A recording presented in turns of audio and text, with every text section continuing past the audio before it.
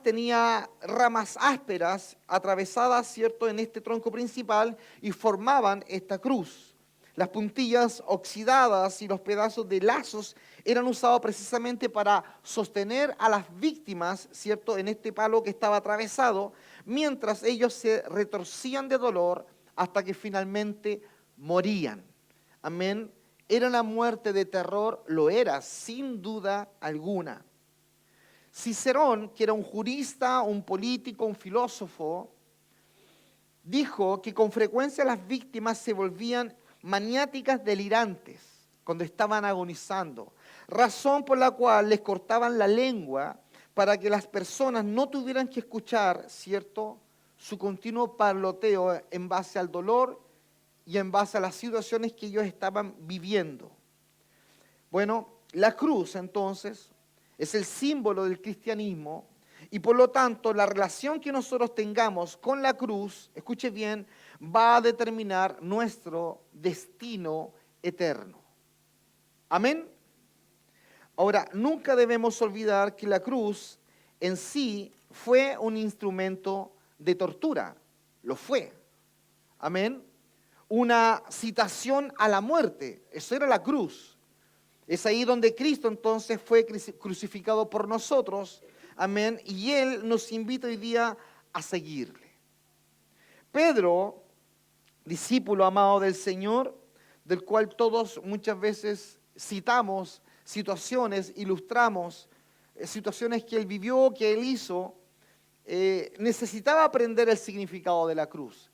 Y vamos a centrarnos, ¿verdad?, en este diálogo que acabamos de leer, esa porción de la Escritura, en donde damos cuenta que él tenía, cierto, que entender por qué razón Cristo tuvo que sufrir una muerte tan horrible, tan despreciable, su amado Maestro. ¿Por qué razón?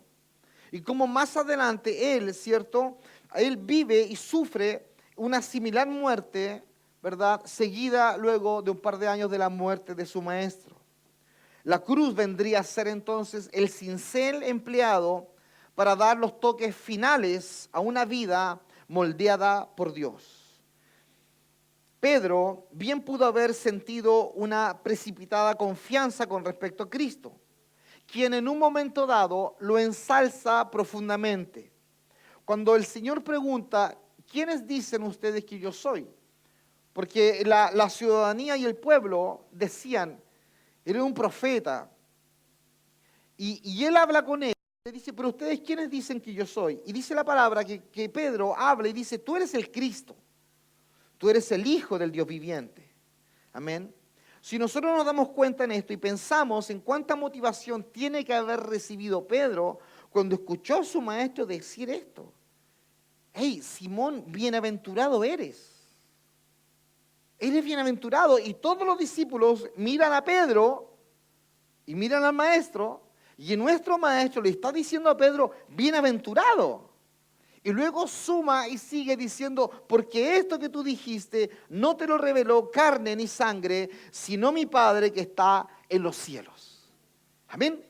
Entonces usted tiene que pensar, imaginar ese cuadro. Todos los discípulos escuchan decir al maestro, Simón, bienaventurado eres, y miran a Pedro, y después le dice, porque lo que te dijo mi papá, y vuelven a mirar a Pedro. Oye, al Padre Celestial se comunica con Pedro.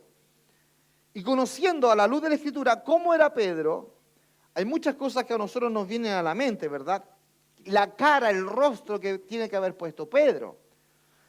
Si a usted le dice, oye, que te ves bien con ese peinado, usted, oye, que le queda bien ese pantalón.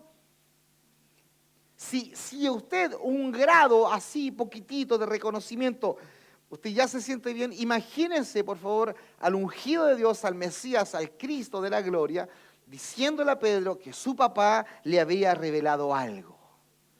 Amén. Y luego Jesús continúa, ¿cierto?, diciéndole que jugaría además un papel significativo en el establecimiento de la iglesia. Porque le dice, porque sobre esta roca yo edificaré mi iglesia. Es decir, sobre lo que tú has confesado, Pedro, esto de que yo soy el Mesías, sobre eso, sobre la confesión, sobre aquellos que se encuentren conmigo, yo voy a edificar la iglesia. Seguramente tiene que haber sido el día más feliz de Pedro en el tiempo que estuvo con el Maestro. Amén. Pero también quizás uno de los días más tristes. ¿Por qué digo esto? Porque en medio de una ráfaga brillante, de una revelación de Cristo hacia Pedro, que empieza a iluminar quizás sus más oscuros pensamientos de indiferencia, y además de eso, de no conocer lo relativo al cielo, más que a un hombre que cuando habla, su corazón latía, pero más que eso no había todavía en ellos. Y de pronto, amén, aparece el Señor diciéndole esto. Y Cristo, ¿verdad?, interrumpe este ambiente, estos rostros, esta felicidad que había en Pedro, este ambiente gozoso, ¿verdad?, con una palabra de advertencia y una terrible, escuche bien, predicción acerca de los días que vendrían. Entonces, dice la palabra, que Él mandó a sus discípulos a que nadie dijesen que Él era Jesús el Cristo. Le dice, a nadie le digan que yo soy el Mesías. Ellos tienen que haberse preguntado, ¿por qué no? Porque era el momento de tomar fama, era el momento de agarrar vuelo en el ministerio. Bueno, cualquiera de nosotros quizás también esperaríamos que Cristo les motivara a difundir el conocimiento acerca de Él por todas partes, que contaran que Él era el Mesías. Pero los discípulos, hermanos, no tenían aún clara la comprensión del mensaje. Claro, podían entender la personalidad del Señor, ver que Él tenía misericordia con las multitudes y mandaba a quien les alimentara. Él podía tener esa misericordia con los niños, que dejaran que se acercaran a Él. Podían darse cuenta, ¿verdad?, de su personalidad, pero comprender con claridad el mensaje que Cristo traía, no, aún no. No tenían la claridad acerca de la obra que el Mesías había venido a realizar. Recuerde por favor el contexto en que cuando Cristo aparece en Israel. Hay en Israel un pueblo pequeño que está siendo dominado por el Imperio Romano. Las garras del Imperio Romano están sobre Israel e Israel tenía que pagar los impuestos, ¿cierto?, a este imperio, y luego ellos los enviaban a su nación. Así vivían. Por eso nos encontramos con un Mateo, ¿verdad?, cobrador de impuestos. ¿Qué impuestos? Trabajaba para el Imperio Romano, cobraba los impuestos de sus hermanos de sangre. Esa era más o menos la situación que se vivía. Por lo tanto, entender que este Cristo, este Mesías, habría de aparecer, ¿verdad?, y tenía una misión que realizar, no era para ellos una situación todavía con claridad. No había un alcance suficiente en una revelación de la Escritura para entender aquello. Ellos sabían que Él reinaría, eso sí, tenían claro que el Mesías de Dios vendría a reinar, pero no tenían claro que el Mesías de Dios también vendría a morir. Pensaban en la corona, pero no pensaban en la cruz. Pensaban en la corona, pero no en una corona de espinas. Si hubieran contado entonces lo que sabían, lo más seguro es que se habría dispersado un falso mensaje por toda la tierra. Y es en esta situación donde llega una bomba a sus oídos, algo que ellos no esperaban, algo que ellos ni siquiera imaginaban. Dice la palabra que desde entonces comenzó Jesús a declarar a sus discípulos que le era necesario, escuche bien, ir a Jerusalén, Mateo 16, 21, ir a Jerusalén y padecer muchos de los ancianos, de los principales, sacerdotes y de los escribas, y ser muerto, y al tercer día, ¿cierto?, resucitar. Eso fue una bomba que cae en medio de ellos. Ellos no tenían pensado que esto podría ocurrir. Ellos jamás se imaginarían esto. El ungido de Dios venía con un mensaje y Él reinaría y liberaría a Israel, amén, del imperio y de las garras de sus opresores. Ese era el mensaje, y claramente dice la palabra que eso ocurriría, así lo dice Isaías con la cantidad de profecías con respecto al Mesías. Sí, es cierto, Él vendría a liberar. El punto es que cuál era la mirada de la liberación que ellos tenían y la forma como el Mesías haría esto en su cabeza y cómo lo haría el Mesías sufriente. Observemos algunos detalles. Dice la palabra que él tenía que ir a Jerusalén. ¿Por qué Jerusalén? Porque Jerusalén era la ciudad del sacrificio. Amén. Él no podía morir en otra ciudad que no fuera Jerusalén. La invitación constante que le hace su familia de ir a adorar y subir a Jerusalén, él un par de veces la rechaza hasta que llega la hora y llega el momento. El momento que le dice a su familia, ya iré, vayan ustedes. Y cuando va, él dice, llegó el momento, tengo que ir. Jerusalén. Además de eso, tenía que sufrir en manos de los ancianos y los sacerdotes, quienes eran los mismos que eran venerados en Israel. Este grupo, ¿verdad?, de hombres conocido como el Sanedrín, eran envidiados entre todos los líderes y los más doctos. Aunque representaban la religión oficial de su tiempo, eran los más hostiles con Cristo. ¿Quiénes estaban ahí? Anás, Caifás. Lo tercero importante destacar es que él tenía que morir y resucitar según lo que dice la Escritura.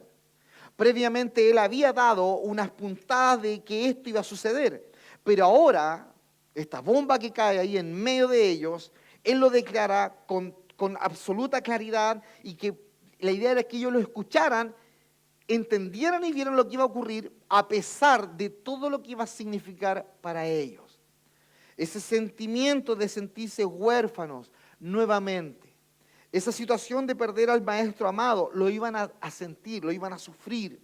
A pesar del horror que les esperaba, esto tenía que suceder. Si Cristo, hermanos, hubiera sido el falso Mesías que representaba una comedia mesiánica, ciertamente no hubiese escogido Jerusalén para morir. La pregunta es, ¿por qué entonces los judíos no comprendieron las predicciones de Cristo acerca de que el Mesías sufriría antes de llegar a la gloria? Bueno, con frecuencia nuestros ojos solo ven lo que quieren ver. Amén. Usted ve en el desprecio, usted ve traición, ve soledad. Usted no logra ver que Dios está tratando con tu corazón.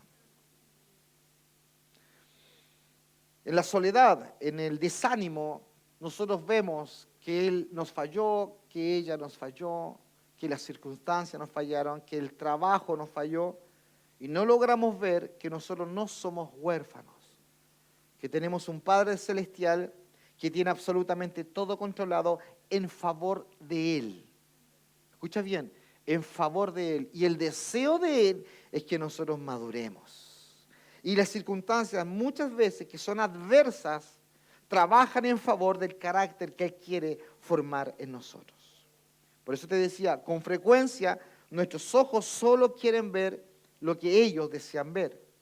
La idea entonces de un Mesías que reinara con una gloria ininterrumpida, sin duda que era sumamente atractiva. Las personas estaban más preocupadas con la esclavitud política de Roma que con la esclavitud espiritual como producto de su propio pecado.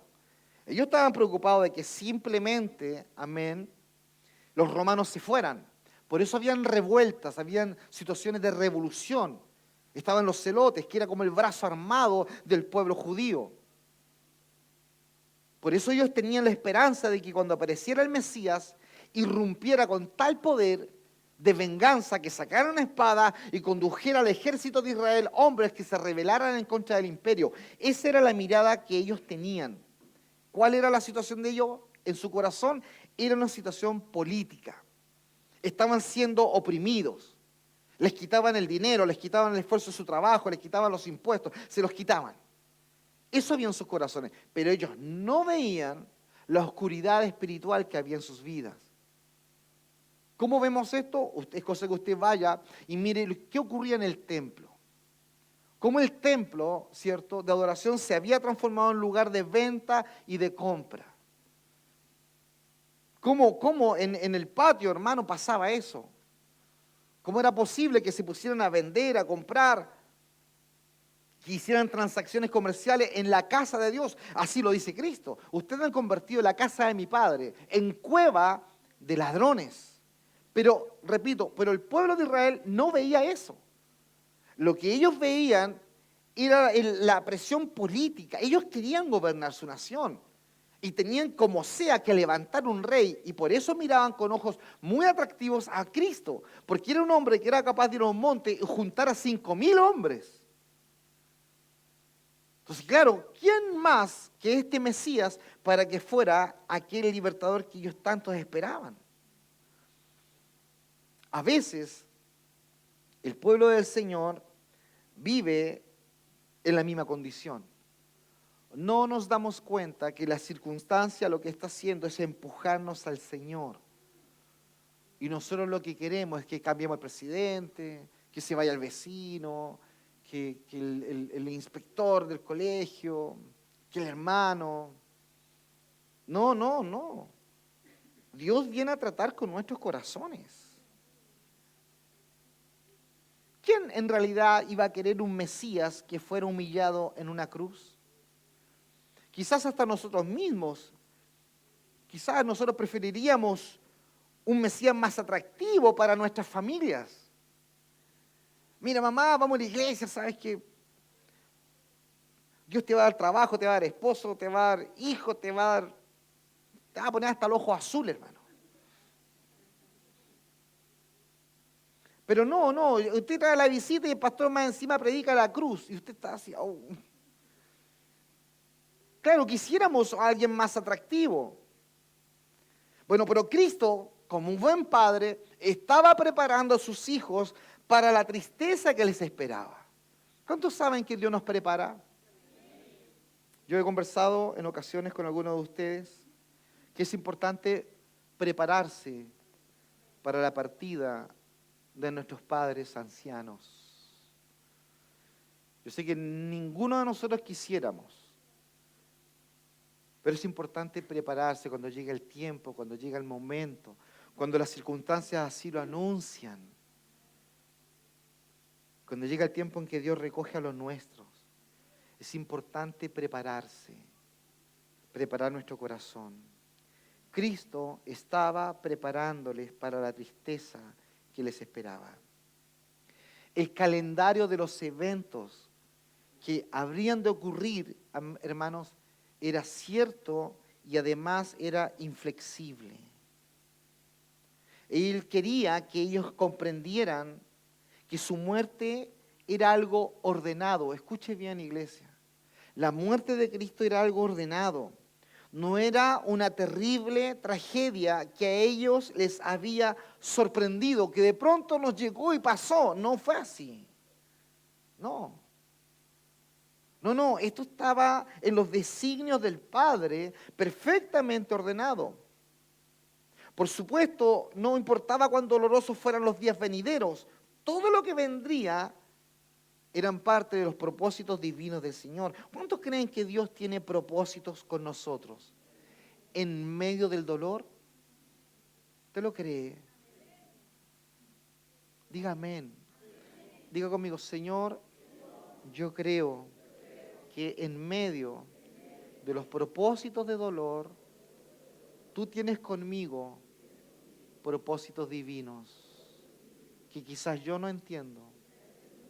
Lléname de fe para que cuando llegue el momento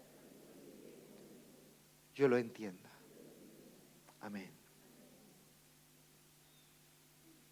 Fíjese por favor cómo después de la ascensión de Cristo, Pedro vería todo con mucha más claridad.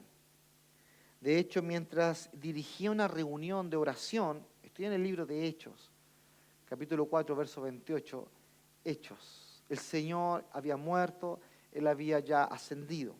Y dirigió una reunión de oración después de haber sido encarcelado y golpeado. Y Pedro afirmó, escucha bien, que varios grupos habían cooperado crucificando a Cristo. Leo textual, dice, para hacer cuanto tu mano y tu consejo habían antes determinado que sucediera. Amén. Para hacer cuanto tu mano y tu consejo habían antes determinado que sucediera. Pedro en un comienzo no entendía y luego se da cuenta que esto estaba ordenado por Dios. Por eso no era necesario adivinar la voluntad que había sido hecha precisamente por Dios. Pedro no podía ver cómo la cruz entonces y el sacrificio, el ir a Jerusalén, era parte del plan de Dios. Y por esa razón nosotros leemos, ciertos sorprendidos, que él se opuso cuando Cristo dio detalles de su inminente muerte. El hombre, cierto, que adoraba a Cristo, de pronto se encontró recriminándole. Aquel que dice, tú eres el ungido, el Mesías de Dios, le dice, Señor, esto nunca te acontezca. Por eso la perspectiva de Pedro es importante verla.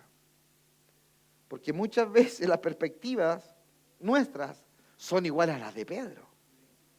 Iguales. Pedro pensó que debía usar su recién hallado honor. Amén. Pedro, esto no te lo reveló carne ni sangre. Eso envolvía a Pedro. Y quizás tomar al maestro y aconsejarlo. Y reprenderlo igual. Porque él encontró, ¿verdad?, la afirmación de Cristo muy sorprendente. A pesar de toda la profundidad espiritual que él tenía, simplemente no podía comprender por qué Cristo, su Mesías, tenía que someterse a ese tipo de humillación. ¿Por qué tendría que morir en primer lugar? Ok, ya, y si ha de morir, ¿por qué una forma tan vergonzosa? Tiene que pensar usted, por favor, en Pedro. ¿Quién era Pedro antes de conocer al Señor? ¿Quién era usted? ¿Quién era yo antes de que conociéramos al Señor? ¿Acaso no hubiésemos pensado igual? Si lo amábamos tanto, si nos ha hecho tanto bien, ¿acaso no hubiésemos querido que por último tuviera una muerte más digna? Dice el libro de Mateo, capítulo 16, verso 22. Entonces Pedro, tomándolo aparte, comenzó a reconvenirle diciendo, Señor, ten compasión de ti. En ninguna manera esto te acontezca. Ten compasión de ti. Piensa en ti. Y Pedro, manifestando su amor almático al Señor, lo toma a un lado, lo amonesta, pero no públicamente, hermano. Sino que se lo lleva a un ladito, así como para no avergonzar. Chiquillos, espérenme un poquito. Voy a aconsejar al maestro. Una cosa así. Él consideró que era el maestro. Y consideró que no lo podía hacer públicamente. Pero a pesar de eso, lo que él dice es terrible. Pedro lo llama, ¿cierto?, en privado, y le dice que esta predicción es sencillamente inaceptable, Señor. Él amaba tanto a Cristo y tenía en mente su mejor deseo para él. Porque la idea de ver al maestro, ¿cierto?, sufrir tal clase de muerte simplemente era demasiado. Él ten compasión de ti. ¿Cuántas veces hemos oído eso? Oye, ten compasión de ti, el jueves hace tanto frío. Oye, ten compasión de ti, mira a tus hijos. ¿Cómo los vas a sacar? ¿Por qué no vas a sacar? Déjalo con nosotros, están calentitos. Y tú se los entregas a ellos y los pones enfrente a un televisor. Mientras tú estás adorando al Señor, ellos están adorando la televisión. Por un simple, ten compasión de ti. Tengamos cuidado. Tengamos cuidado con el ten compasión de ti. El ten compasión de ti busca precisamente que tú no pongas tu mirada en la cruz. El ten compasión de ti simplemente quiere desviar tus pies, no en camino a Jerusalén, a cualquier otro camino. Y te digo una cosa, el ten compasión de ti que sale de la boca de otros, muchas veces tiene muy buena intención, como la de Pedro. Normalmente sale de nuestras familias, padres, hermanos, sobrinos, amigos, que nos aman, pero que no entienden la profundidad de la necesidad de todo creyente de la negación. No la entienden. Él amaba profundamente al Señor. Él sabía que el Señor le amaba a él y quizás le podría escuchar. Pero Cristo, sabiendo la misión que tenía, él no presta oído a lo que él dice. ¿Cómo podía entonces un Cristo divino morir de esta manera? Si Él era el Hijo de Dios, Él era el Rey y Mesías. ¿Cómo podía ser elevado en una vergonzosa cruz de madera y sufrir como una víctima indefensa? ¿Cómo podía ocurrir esto? ¿Por qué razón esto tenía que pasar? Ahora, en la lógica de Pedro, que es la lógica humana, no hay nada errado. Sus pensamientos son correctos. Él le ama. Él le ama. Él no quiere que sea sacrificado, que sea muerto. Él no quiere que haya persecución. Pero Pedro ve solamente lo cercano, lo circunstancial, y no logra ver más allá de su experiencia. Porque la pregunta es, ¿por qué él estaba tan seguro de que un Mesías no podía morir? O más exactamente, ¿qué le hizo a él estar tan seguro de que el Mesías no debía morir de esa manera? Entonces el diálogo de verdad que nos deja perplejos, porque si Pedro está recibiendo una revelación diciendo, Él es el Mesías, tú eres el Mesías, el ungido de Dios, y Él le confirma, oye, esto no te lo reveló carne ni sangre, ¿por qué no se le revela entonces la cruz? Si el Padre le revela que es el ungido, su Hijo es el ungido, ¿por qué razón no se le revela la cruz? A este Pedro que amaba supremamente a Cristo, de pronto se convierte en aquel que lo obstaculiza camino a la obediencia. Y Pedro, escuche bien, en su corazón él fluía amor por el Maestro. Pero de ese mismo amor estaba fluyendo un instrumento que era precisamente un instrumento de Satanás, porque es así como el Señor lo reprende. La sugerencia que hace Pedro golpeó, hermano, precisamente el pacto eterno de Dios. Había un pacto, algo se estaba por cumplir. Bendito sea el Señor. Estábamos llegando al punto más alto, a la curva ya ascendente, donde se tenía que culminar lo que Dios había establecido en pacto por muchos y muchos y muchos años. Y aparece Pedro, tratando de interrumpir con el buen corazón. Ten cuidado con el buen corazón. Ten cuidado. Ten cuidado con el buen corazón que de pronto salen de tus padres, de tus amigos. Nosotros que estamos en esta iglesia, algunos de ustedes hace 14 años, otros hace 10, 8, 5, 3. Tengan cuidado de pagar un precio, de estar en las cosas de Dios constantemente y de pronto suavizarle el llamamiento a sus hijos. Tengan cuidado. Porque usted puede ser una persona que lee la palabra, que se quebranta, que busca al Señor, que está ferviente en Dios. ¿Por qué? Porque tú no has sido eximido por Dios del trato de Dios. No eximas a tus hijos del trato de Dios. ¿Por qué las terceras, cuartas generaciones de las iglesias son tan tibias? ¿Por qué? Porque la primera generación y la segunda pagan el precio. Están en las cosas del Señor y van a la junta de vecinos para allá arriba y van a la escuela 2 y vamos al gimnasio y vamos a una sede que habían ratones y no importaba porque queríamos estar con Él. Hermano, estuvimos en una sede por ahí donde pasaban ratones vivos, hermano. Y no había problema. Pero las generaciones que nosotros ya tenemos, tenemos ya una tercera generación, ¿qué nacen en alfombra, hermano? Claro, hay data, hay iglesia de niños. Si un día llegamos a una sede de nuevo, ¿qué va a pasar? Por eso es el eximir a tu hijo del sacrificio. No, tú tienes que tomar a tu niño y tienes que danzar contigo, no permita que se ponga al lado de la estufa. Hermano, no se te va a congelar tu hijo acá, no se te va a congelar, se le puede congelar el corazón. Pero no se te va a pasar de frío, no permitas eso. Toma a tu hijo, ponlo al lado tuyo y danza con él. Después, cuando tengan 15, 17 años, si tú no lo haces hoy, lo vas a lamentar. Es que incomoda, pero ¿quién dijo que el evangelio es cómodo? Es que tengo que fregarme con él, pero si los hijos son para fregarse, hermano. ¿Acaso Dios no se ha fregado contigo? Entonces muchas veces no nos queremos fregar, no queremos pasar el mal rato. Hermano, si eres papá o si estás pensando ser papá y mamá, te vas a fregar, es parte de la crianza. Ten cuidado con el buen corazón. Pedro, recibiendo revelación de Dios, de pronto fue envuelto en su buen corazón.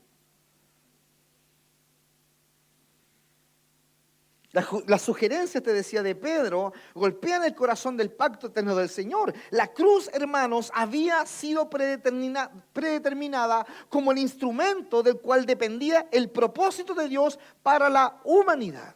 Y sin ella, sin la cruz, no podía haber remisión de pecados, no podía haber redención, hermanos. Y ahora estaba Pedro ahí, entre Cristo y la cruz. No vayas a la cruz.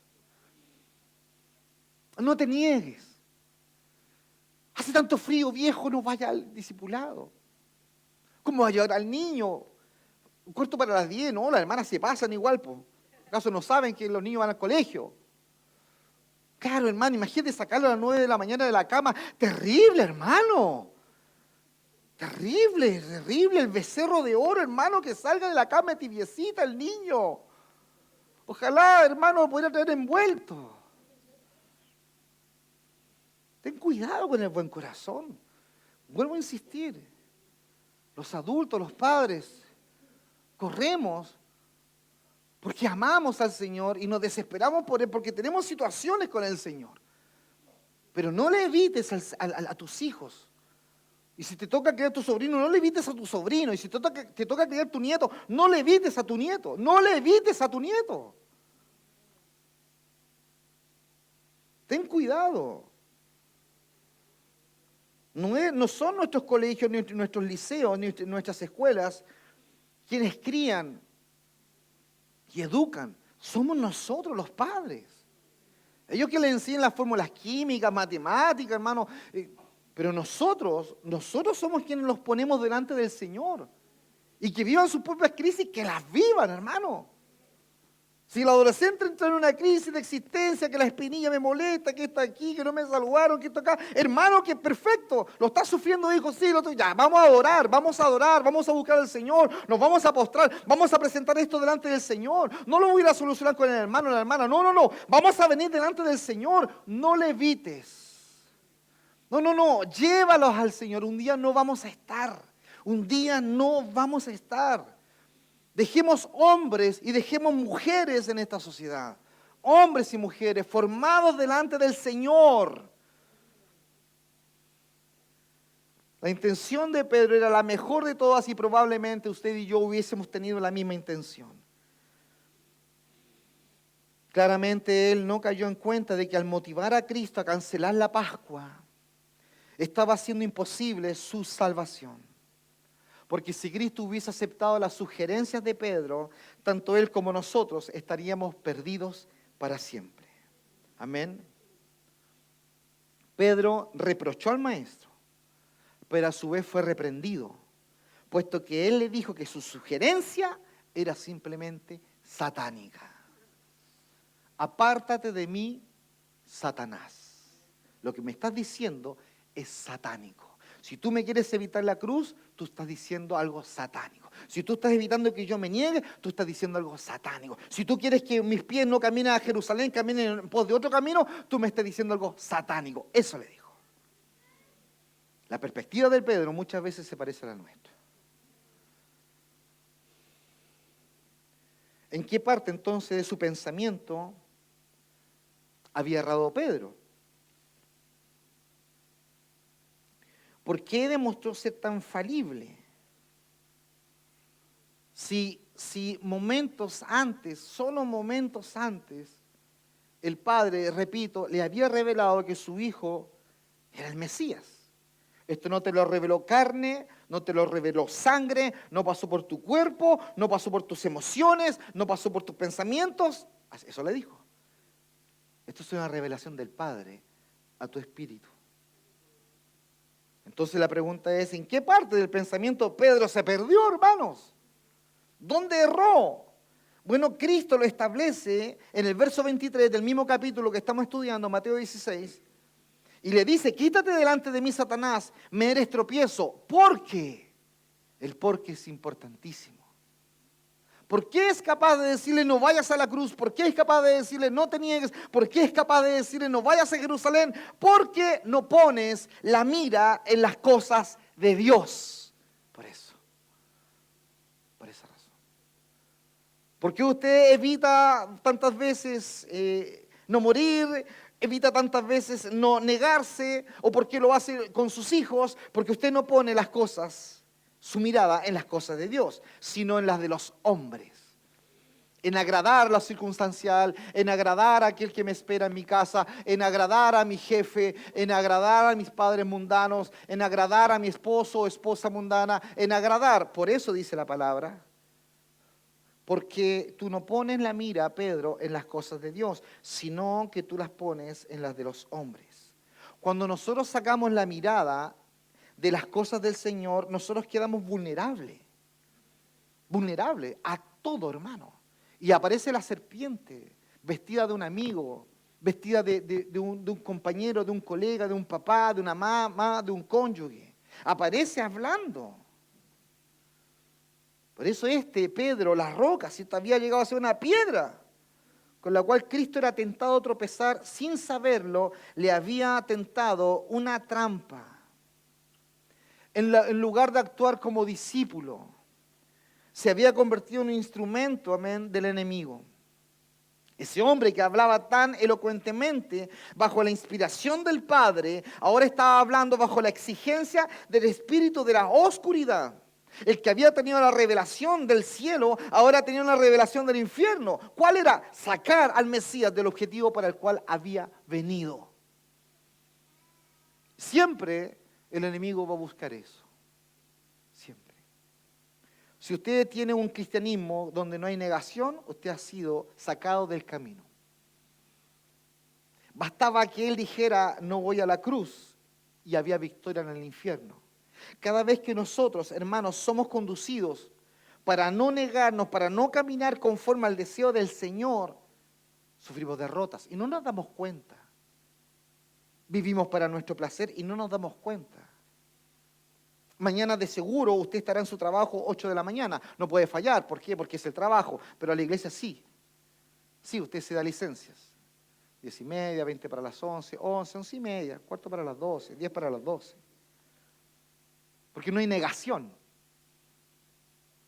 Porque no está el sentido de morir a la luz de la Escritura. No está en ti. Pero sí está conforme a lo que los hombres dicen. Este se puso cualquier cosa y vino al culto. Pero a la reunión de apoderados no. A la reunión con los colegas no. A la salida con las colegas no, menos. Se prepara. ¿Sabe por qué?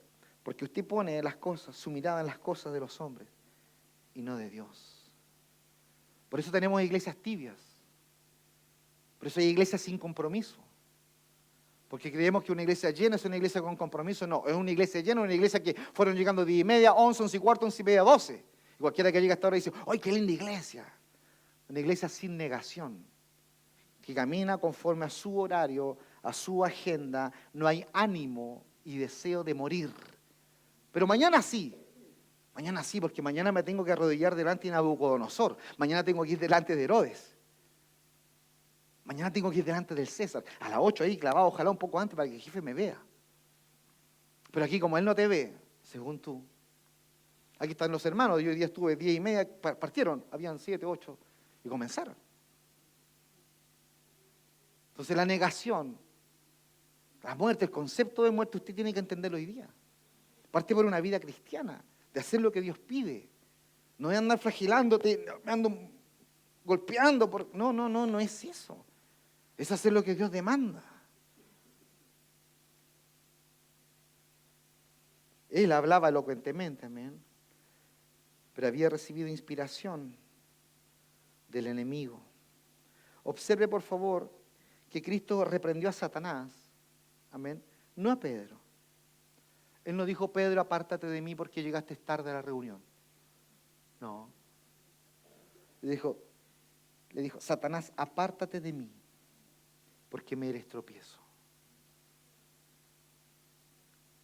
Él vio que Pedro estaba siendo utilizado por el diablo y él tenía que exponer el origen de la sugerencia. Gracias al Señor, aunque Pedro también tenía responsabilidad, no sería condenado. Dice la palabra, y tan pronto como Judas recibió el pan, Satanás entró en su corazón. Jesús le dijo, lo que vas a hacer, hazlo pronto. Cristo tampoco quiso afirmar que Pedro estaba poseído por Satanás, no. Él quiso decir que la supuesta sabiduría de Pedro y el plan satánico había coincidido precisamente de forma increíble, de cómo él había intentado aconsejar a Cristo. Uno se da cuenta que la estrategia del enemigo siempre es la misma, hermano. En Mateo capítulo 4, verso 9, el tentador le dice a Cristo: todo esto yo te daré si postrado tú me adorares. Es decir, Satanás le aseguró a Cristo que podía obtener los reinos del mundo sin tener que morir. Y ahora la voz del apóstol de Cristo sonaba igual. Era la voz del odio a la cruz, era la voz del odio a negarse. En el fondo es la voz del odio a cumplir el propósito por el cual nosotros hemos sido llamados. Siempre la misma estrategia. Ciertamente Satanás era capaz de poner en la mente algunas ideas que que Pedro asume como suyas. Por eso es tan importante entender la razón por la cual Pedro se extravía. Vuelvo a leer Mateo 16, 23. No pones la mira en las cosas de Dios, sino en las de los hombres. ¿Qué tal si hoy día nosotros ponemos las miradas en el Señor? ¿Qué tal si mejor nos encaminamos camino a Jerusalén? ¿Qué tal si hoy día consideramos mejor morir? ¿Qué tal si consideramos hoy día mejor ponernos, ¿cierto?, delante del Señor y aceptar su llamamiento? Porque le voy a decir una cosa, no nos debe sorprender de que Pedro haya hablado confabulado, ¿cierto?, con un espíritu impío. No. Porque nosotros también tenemos ese tipo de ambigüedades, esa mezcla entre el bien y el mal. Por eso nosotros podemos regocijarnos en Cristo durante un culto y momentos después, un rato más, ser envuelto en malos pensamientos, llenos de ira, de veneno. El libro de Santiago lo dice. Dice, pero ningún hombre puede domar la lengua, que es un mal que no puede ser refrenado, lleno de veneno mortal. Con ella bendecimos al Dios y Padre, y con ella maldecimos a los hombres que están hechos a la semejanza de Dios. De una misma boca, dice la palabra, proceden bendición y maldición. Hermanos míos, esto no debe ser así. La perspectiva de Pedro: Señor, te aconsejo que no vayas. La perspectiva del Padre: lo que tú estás diciendo, lo estás diciendo porque tú no pones la mirada en las cosas de Dios. Debemos nosotros cambiar de perspectiva, entender y abrazar lo que Dios desea, a pesar del dolor que nos provoque negarnos. Porque le voy a decir algo: negarse involucra dolor. Negarse involucra dolor. Van a haber ocasiones en que vas a tener que pedir perdón a pesar de no tener la culpa. Van a haber ocasiones en que vas a tener que abrazar y restaurar a pesar de que tú fuiste quien fue golpeada o fue destruida. Yo veo al Señor orando en la cruz y pidiendo perdón por aquellos, ¿cierto?, que no sabían lo que hacían. Y entre ellos estábamos nosotros. Sin duda alguna que hubiésemos estado gritando: crucifíquenle. ¿Cuál es entonces el deseo de Pedro por evitar la cruz? El deseo de Pedro por evitar la cruz es salvarlo. ¿Salvarlo de qué? Si él venía a cumplir el propósito de Dios. Por eso cuando de pronto usted distinga la voz de la serpiente en algún ser cercano, pero ¿cómo vaya a ir otra vez al discipulado? ¿Y cómo va a ir a predicar a la calle? Oye, va a ir a la radio otra vez, y otra vez va a ir a la iglesia. Oye, tiene un retiro para el 18, pero si tenemos tenemos planes.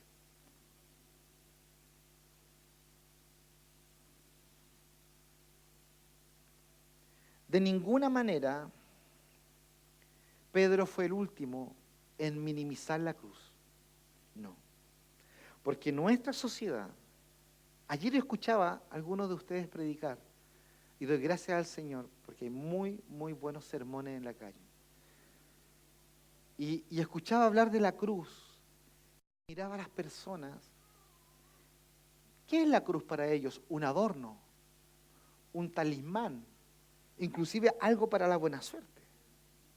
Bueno, Pedro no fue el último en minimizar la cruz, porque esta sociedad, e inclusive nuestras iglesias evangélicas, también lo hacen en formas que son más sutiles, hermano. Pero al ser sutiles son igual de devastadoras, porque si no hay cruz en la vida del creyente, si no está el concepto de negación y de muerte, usted no va a crecer. No va a crecer. Tú te puedes entusiasmar, puedes saltar, brincar, pero cuando venga el momento de la prueba, usted va a responder como una papa frita en el agua, hermano. Vivito, vivito, hermano. Cuando alguien le haga a usted algo, usted lo primero que va a hacer va a sacar el penacho, las plumas, va a salir todo hacia afuera, porque no hay muerte. Si la muerte es negación, cuando duele, no cuando precisamente te agrada. ¿Usted cree que Cristo iba cantando coritos cuando iba subiendo? Había dolor, hermano. Cargaba una cruz de dolor, de dolor, de dolor. La descripción de Isaías es terrible. Fue llevado como ovejas, llevado al matadero. No abrió su boca. Fue vendido en casa de sus amigos. Fue traspasado en casa de sus amigos. Había dolor. Entonces yo quiero que usted entienda eso. La negación significa sacrificio, por supuesto. Por supuesto. Tremendo sacrificio levantarse un poco más temprano el domingo, hermano.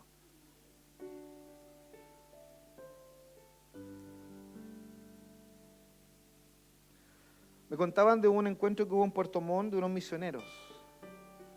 Y habló una misionera de unos hermanos que están siendo perseguidos en Corea del Norte.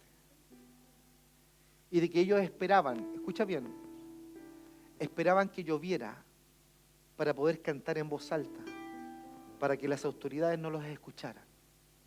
Las únicas veces que tenían la posibilidad de cantar en voz alta era cuando llovía. Usted canta cuando le gusta la canción que canta el hermano Miguel, hermano Ian, hermano Pedro, Sergio. Usted viene acá a adorarlo a Él. Usted viene a adorarlo a Él. Es que no me gusta, es que no importa si no te gusta. A Él le gusta. Cuando usted entienda eso, que a Él le gusta, usted lo va a hacer. Por eso dice la palabra, esfuérzate en la piedad. Es que me cuesta ser piadoso. Por eso te digo que te esfuerces en la piedad.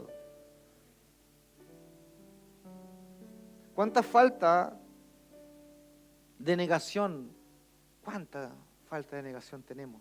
¿Por qué las iglesias se debilitan? No porque sean pocos en número, da lo mismo el número.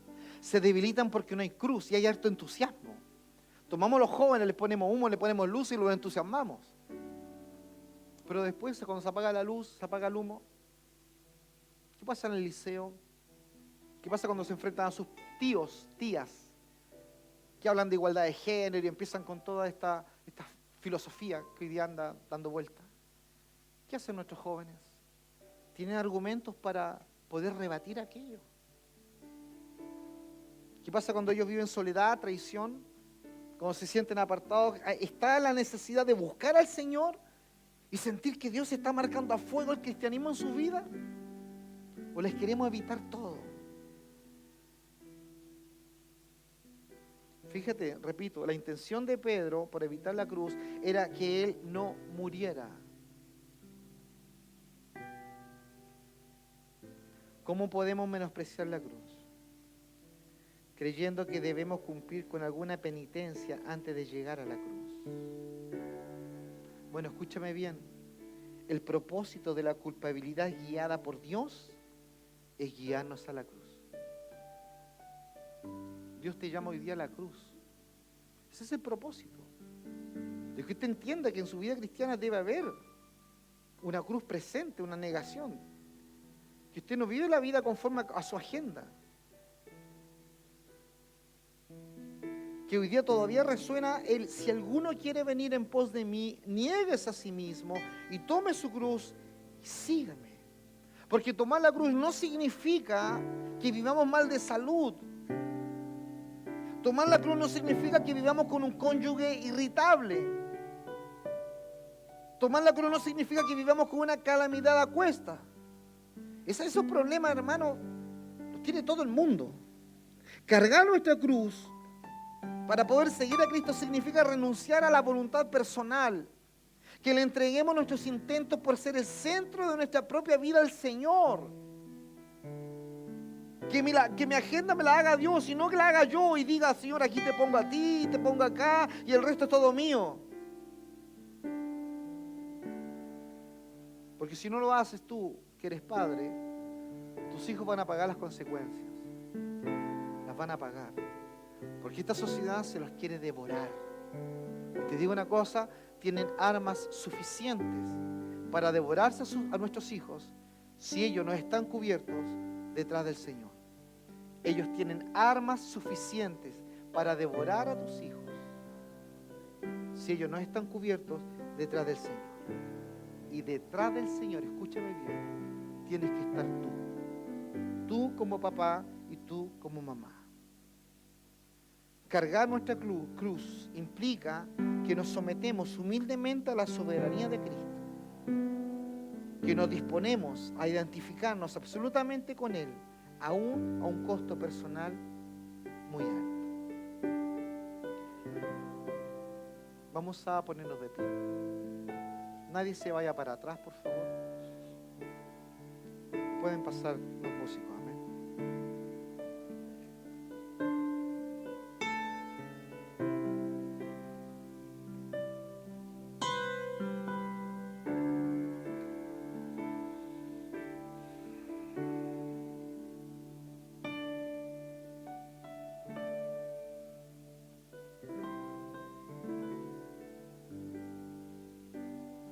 Desde entonces, dice la palabra, comenzó el Señor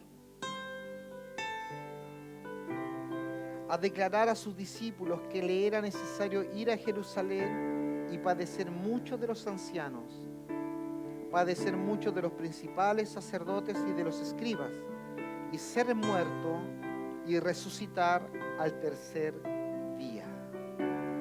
Entonces Pedro, tomándolo aparte, comenzó a reconvenirle diciendo, Señor, ten compasión de ti, en ninguna manera esto te acontezca.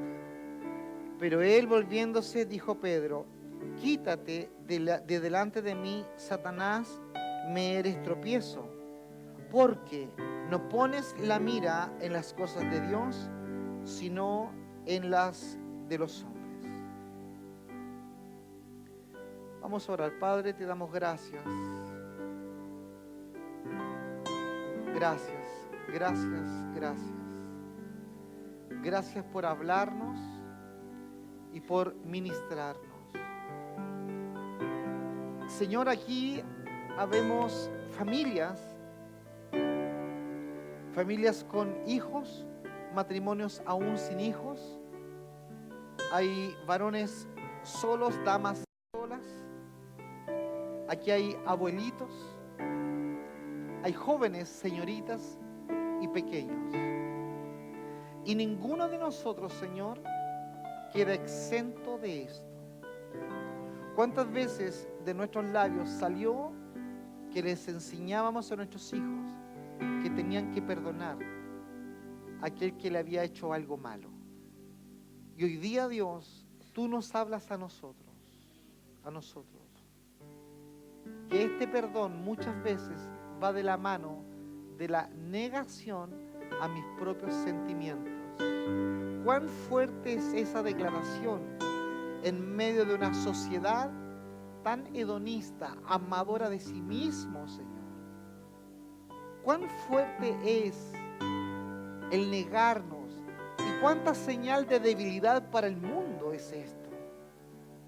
Pero para nosotros, Señor, el amar, el perdonar, es señal de fortaleza. Es señal de que estamos entendiendo el mensaje, de que estamos entendiendo lo que profesamos, de que estamos entendiendo lo que confesamos, de que estamos entendiendo, Señor, por qué razón leemos la Escritura. El negarnos Padre, muchas gracias, porque tú nos vienes hablando de la cruz. Tú nos vienes, Señor, llevando nuevamente a poner nuestras vidas en el centro de esta cruz. Y que nosotros, Señor, ahora seamos las víctimas a ser sacrificadas. Antes eran animales, ovejas, corderos, pollinos, palomas. Pero hoy día, Señor, somos nosotros. Hoy traemos nuestro ego. Hoy traemos nuestro yo. Traemos nuestra agenda personal. Nuestra agenda personal donde lo más importante soy yo, llegar a la hora a mi trabajo, cumplir con los compromisos con el mundo. Pero como no te veo, Señor, no te cumplo como debe ser. Padre, trae arrepentimiento genuino a nuestra iglesia. Que nos convirtamos, Señor. Que nos peguemos un estirón como los jóvenes sufren en el verano. Un estirón, Dios, que crezcamos. Que asumamos nuestra responsabilidad como personas que confesamos, Señor, nuestra fe en ti, Señor. Que no seamos un grupo de personas que se reúnen en una bodega a cantar. Y que para todos los vecinos parecemos tener bonitas familias. Y que no tomamos, y no fumamos, y no nos drogamos. No, Señor. Queremos, Padre, oír tu llamado, tomar esta cruz y seguirte. Tu palabra dice, porque todo el que quiera salvar su vida, la perderá, y todo el que pierda su vida por causa de mí, la hallará. Porque ¿qué provecho trae al hombre si agradare a todo el mundo o ganare todo el mundo y perdiere su alma? Padre, enséñanos a sentir tu cincel tratando con nuestro carácter. Queremos sentirnos en el taller del maestro, Señor, en el taller del alfarero, moldeando nuestro carácter, moldeando nuestras vidas, en nuestro temperamento, en nuestro carácter, en nuestras situaciones de egoísmo, de ira incontrolada, de venganza, de conflictos. Enséñanos a poder verte, Señor, sentir que la mano del buen alfarero está pasando por nuestras vidas. Levante sus manos al Señor.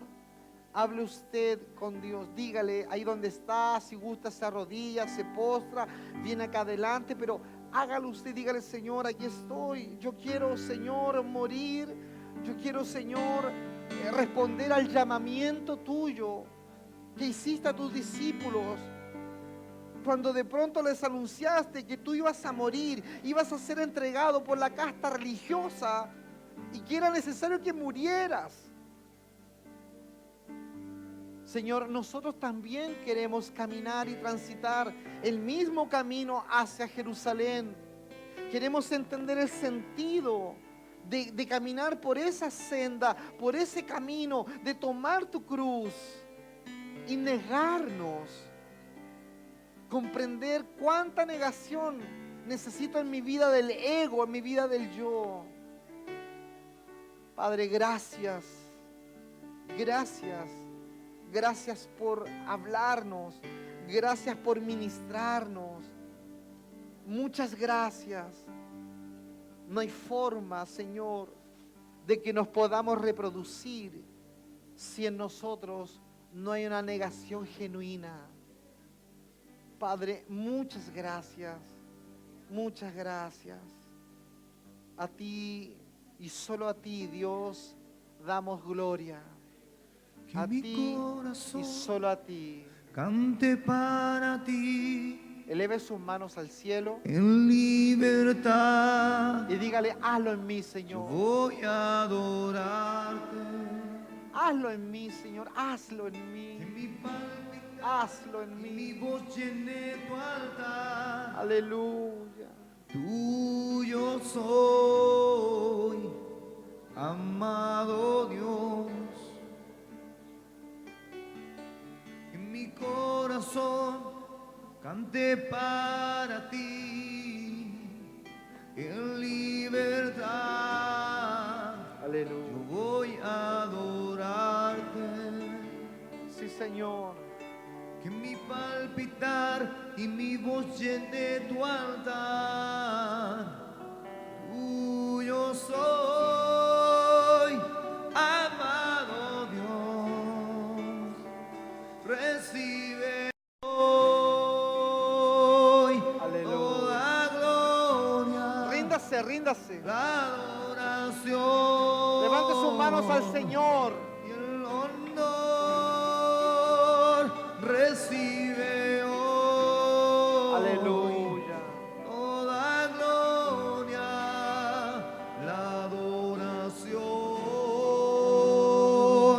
y el honor recibe hoy. Aleluya. Toda gloria, Eso es. la adoración. Eso es.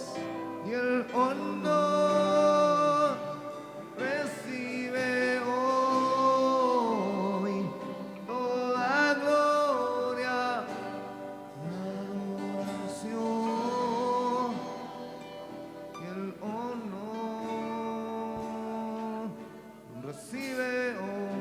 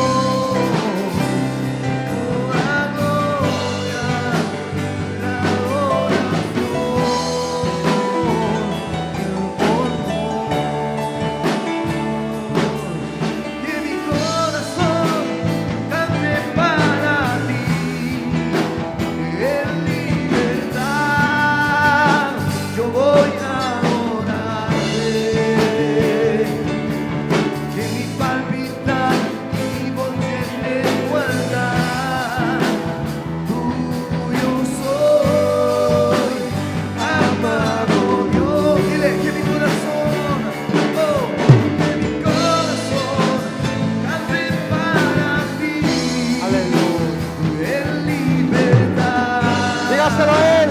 Yo voy a adorarte. Mi palpitar, mi voz siente tu altar. Tuyo soy, amado Dios.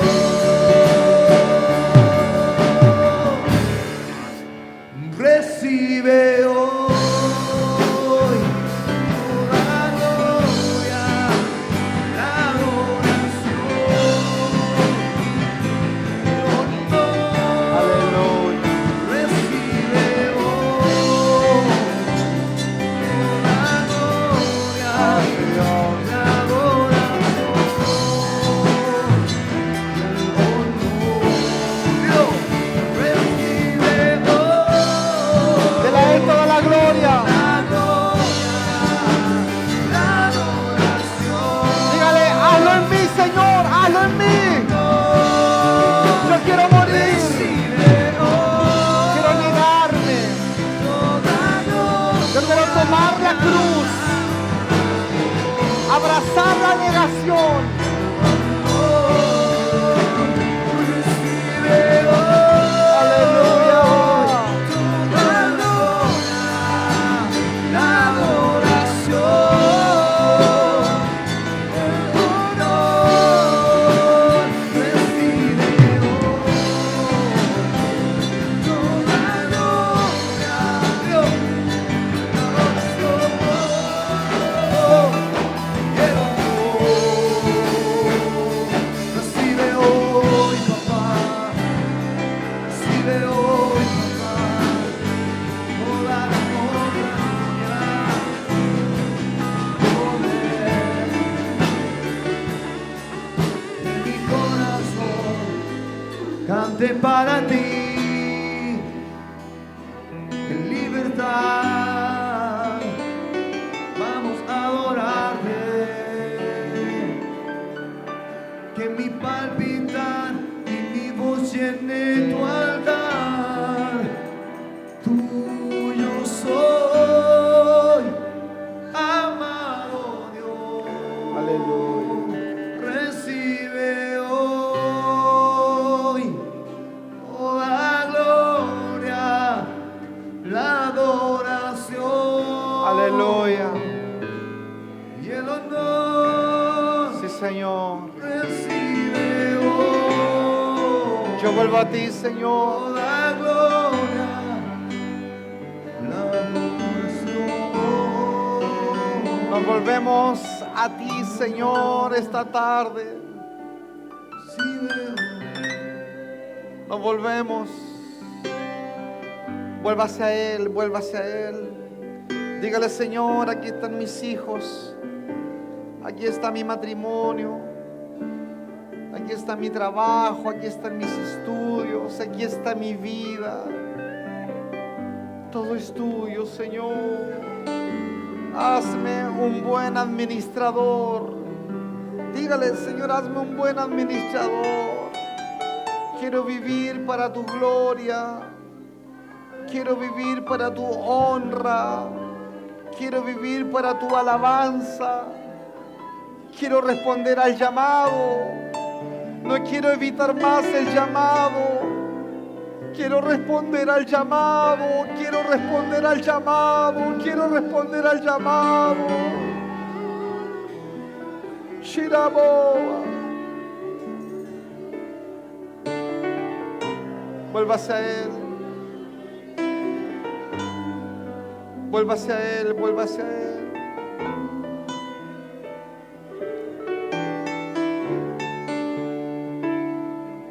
Aleluya. Vuélvase a Él, vuélvase a Él. Dígale, yo soy tuyo, Señor. Yo soy tuyo, dígale, yo soy tuyo, tuyo. Yo soy tuyo, yo soy tuyo. Yo soy tuyo, Señor, y tú eres mío. Vuélvase a Él, vuélvase a Él. Shaboa. Aleluya. Ko Shabaya. Shakora Boba Sama. Oh Shabbat. Hoy nos volvemos a ti, Señor. No te hacemos esperar.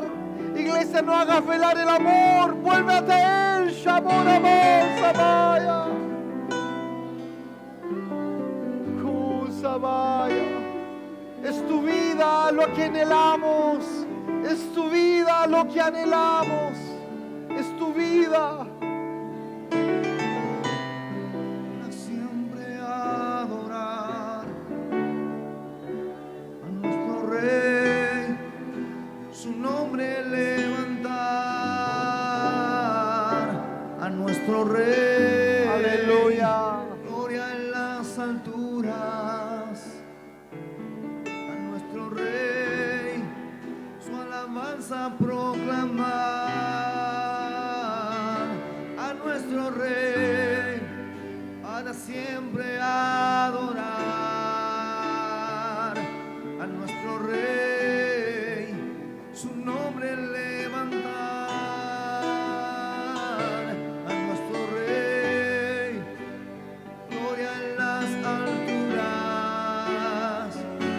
a nuestro Rey. Aleluya. Su alabanza proclamar. Dilo, tuya es la gloria. Dígaselo a Él. Levanta sus manos, vamos a decirlo.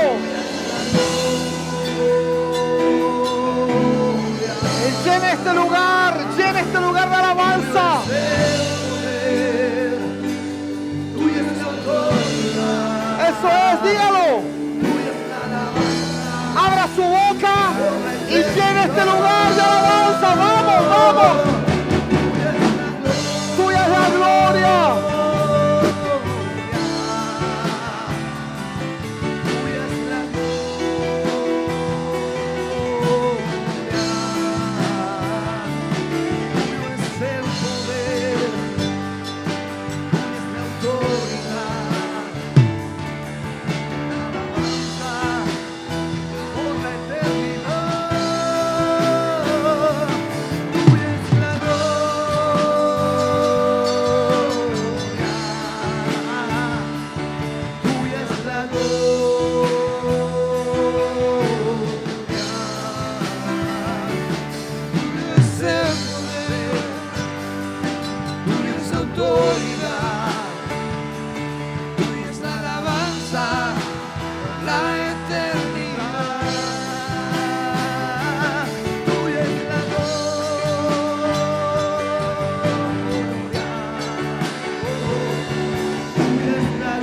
Aleluya.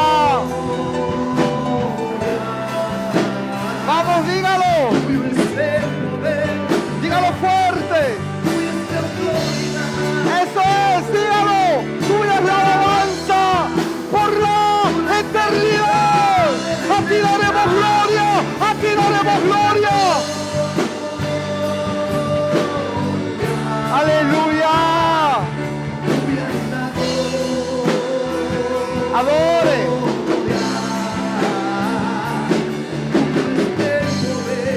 Adore, adore, adore, adore. Alábelo, alábelo. Levanta tus manos. Levanta tus manos. Shirabo Mahara. Para siempre adorar a nuestro Rey, su nombre levantar a nuestro Rey. Gloria en las alturas a nuestro Rey, su alabanza proclamar a nuestro Rey, para siempre adorar a nuestro Rey, su nombre levantar a nuestro Rey, gloria en las alturas a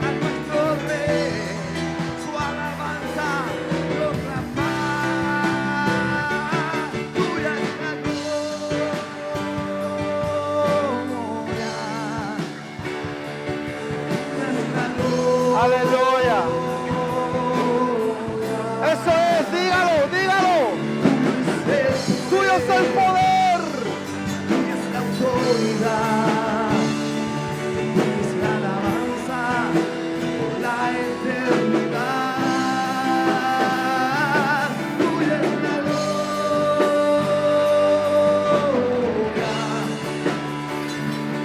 Tuya es la gloria. Aleluya. Gracias. Tuyo es el poder. Gracias. Tuya es la autoridad. Gracias, gracias. Tuya es la alabanza por la Gracias. eternidad. Jehová, Abba, Levanamos a ver.